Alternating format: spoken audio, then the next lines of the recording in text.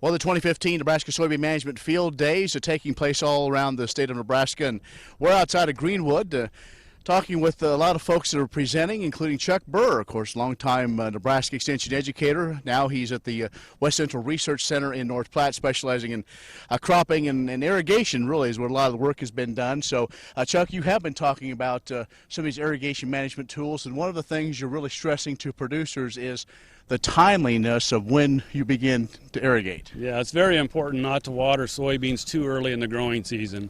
If you put water on beans in June, they get really tall, and tall beans have the chance to fall over or lodge in the fall of the year before harvest and lose some yield there. So we're stressing timing. If you've got good soils and a full soil profile kind of going into the season, don't water those soybeans until we get to flower or that R1 growth stage. So is one of the situations maybe delaying a couple more days planting then, so then as far as looking at the right weather tools, or does it really matter? Yeah, the planting date's really not an issue because soybeans will kind of mature based on day length. So, you get to that first week of July, they're going to start flowering, and they're pretty much regardless of when they were planted.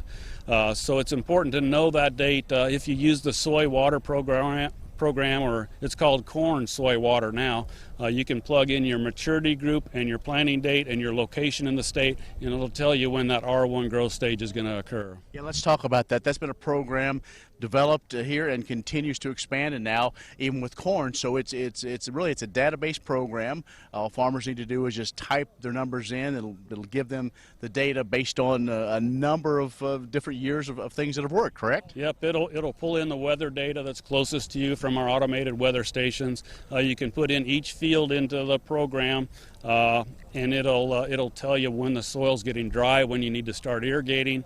It'll tell you when the crop is mature, and if you're making any insecticide or fungicide applications, say at an R3 growth stage, you'll know that a week or 10 days ahead of time. You can go into the ag chemical dealer, get that scheduled, and you'll be first on the list instead of waiting for them to flower, say, and then go in. It might be a week before they get to you.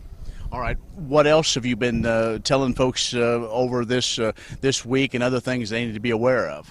Yeah, so we're also talking about soil moisture monitoring. The Census Ag Data Irrigation Survey just came out last fall. About 25% of our growers in Nebraska are monitoring soil moisture, making irrigation scheduling decisions. We actually lead the nation. We had one of our coworkers in Missouri this week talking about soil moisture monitoring, our Nebraska Ag Water Management Network, using some tools like ET gauges, watermark sensors to schedule those irrigations so we can become more efficient and actually get yield response for the water that we do apply. All right, Chuck. Well, thanks a lot for the update, and obviously irrigation very important to Nebraska producers as we try to grow more soybeans. So thanks. You bet. Glad to do it. Chuck Burr, Extension Educator out of the West Central Research Extension Center in North Platte. We've been talking irrigation management. For Ag View, I'm Ken Rahjes.